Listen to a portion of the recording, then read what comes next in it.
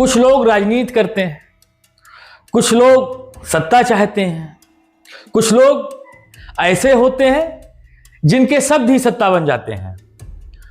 दोस्तों, आज हम बात करेंगे उस शख्सियत की जिसने कभी विधानसभा चुनाव नहीं लड़ा, ना कभी लोकसभा चुनाव लड़ा, किसी प्रकार का कोई चुनाव नहीं लड़ा, लेकिन दशकों तक महाराष्ट्र की राजनीति को अपनी उंगलियों पर नचाता रहा।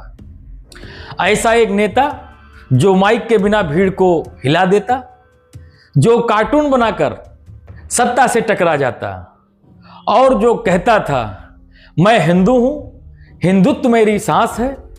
आज की कहानी है बाल केशव ठाकरे की, यानी बाला साहब ठाकरे जी की। उम्मीद करेंगे दोस्तों आज की कहानी आपको पसंद आएगी। दोस्तों नमस्कार, मैं अनुराग स्वागत करता हूं अपने YouTube चैनल पथवे पे। दोस्तों, आपसे एक गुजारिश है कि हमारी वीडियो को पूरा देखें और अंत तक देखें। अगर आपको वीडियो पसंद आता है तो वीडियो को लाइक करें, चैनल को सब्सक्राइब करें और बेल आइकॉन दबाना ना भूलें, जिससे जब भी कभी हम कोई नया वीडियो अपलोड करें सबसे पहले वो आपके पास आए। आपको एक बार धन्यवाद देना चाहेंगे। आपने पिछले वीडियो जो ममता बनर्जी जी पे बनाया था, आपने उसको बहुत प्यार दिया। ऐसे ही इस वीडियो को प्यार दीजिए और हमारा उत्साह बढ़ाइए, ताकि ऐसे ही अच्छी अच्छी कहानियां लोगों के विषय में हम आपको बता सकें जिन्होंने इतिहास बनाया है। चलिए शुरू करते हैं आज का अपना ये वीडियो।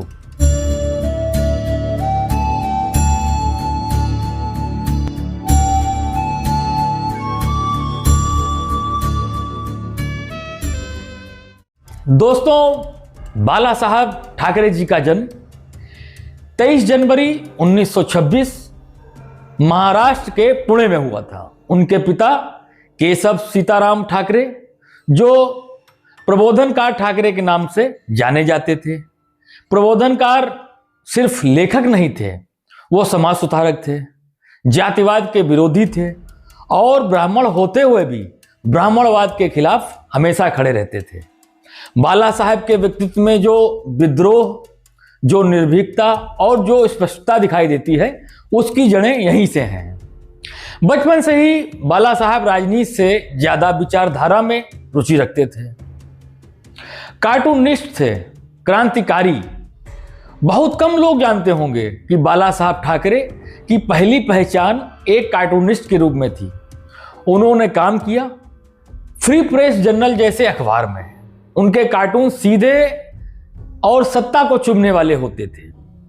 जब शब्दों पर सेंसर चलता था तो उनके कार्टून बोलते थे, लेकिन यहीं से टकराव शुरू हुआ।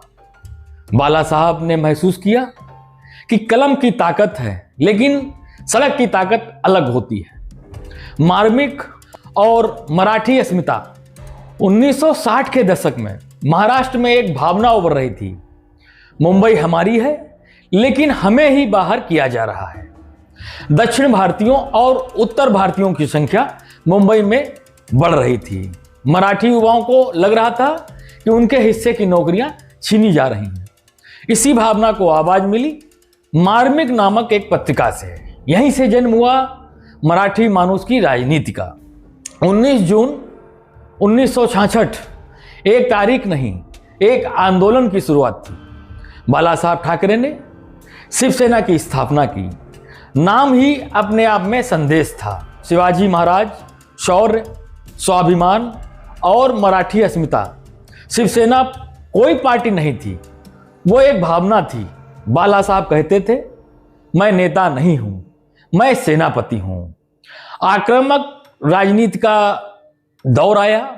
शिवसेना की राजनीति नरम नहीं थी, विरोध सीधा था, भाषा आक्रामक थी, संदेश स्पष्ट। मुंबई की सड़कों पर शिवसेना का डर था, लेकिन समर्थकों में गर्व। बाला साहब ठाकरे ने यह समझ लिया था कि डर और सम्मान अक्सर साथ साथ चलते हैं। बाला साहब ठाकरे की भाषण कला बाला साहब ठाकरे की सबसे बड़ी ताकत थी।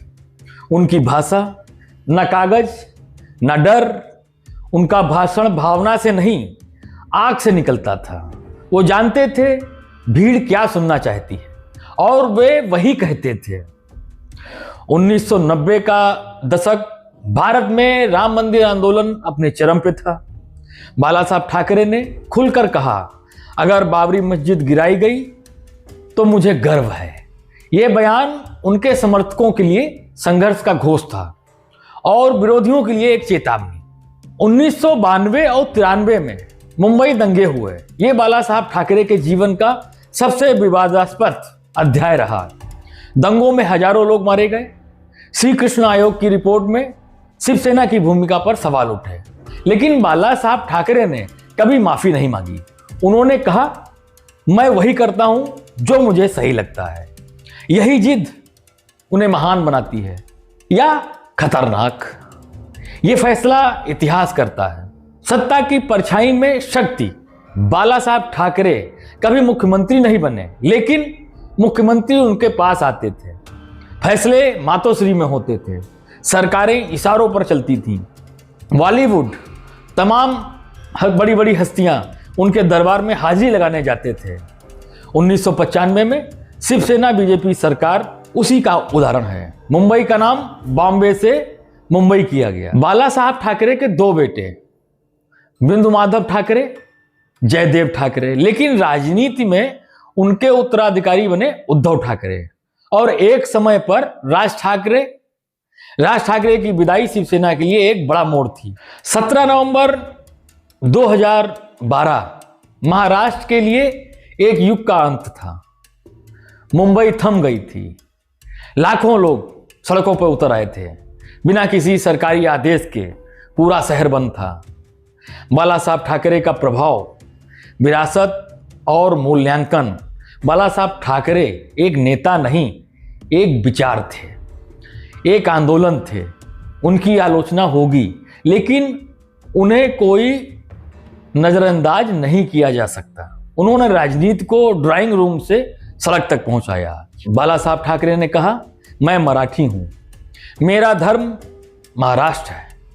आज सवाल ये नहीं कि वो उस समय सही थे या गलत थे। क्या आज की राजनीति में बाला साहब जैसा साहस है?